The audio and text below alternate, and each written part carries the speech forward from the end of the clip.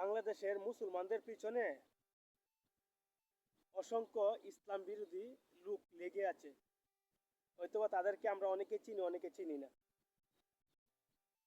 নারায়ণগঞ্জের জাকির খান হয়তোবা অনেকে চিনেন।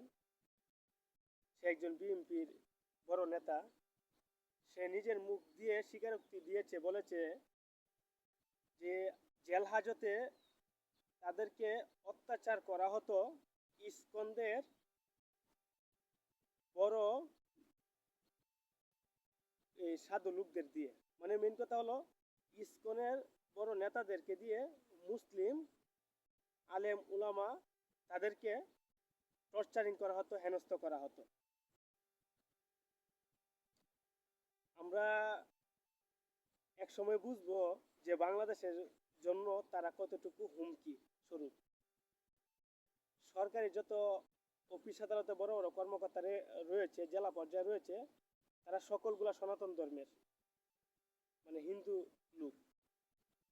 ওসি প্রদীপ শাহ, ওসি বিপ্লব কুমার,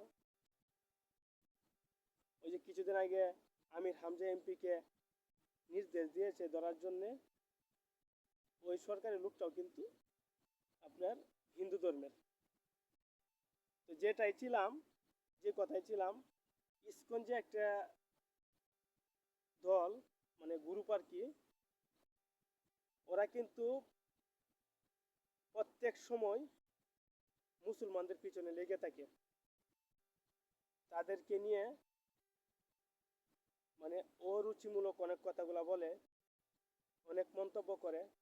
তো আমরা তো এক সময় দেখলাম যে চট্টগ্রামের যে একজন আলিফ হত্যা তো আইনজীবীর নাম, তাকে যে হত্যা করে কীভাবে নির্মমভাবে হত্যা করা হয়েছিল, এটা আমরা হয়তো অনেকে জানি।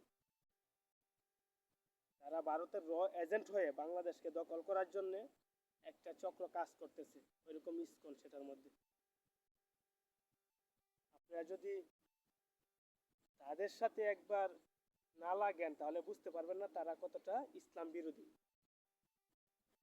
তো বাংলাদেশের সকল মুসলিমকে ঐক্যবদ্ধ হতে হবে, ভ্রাতৃত্বভাবে কাজ করতে হবে।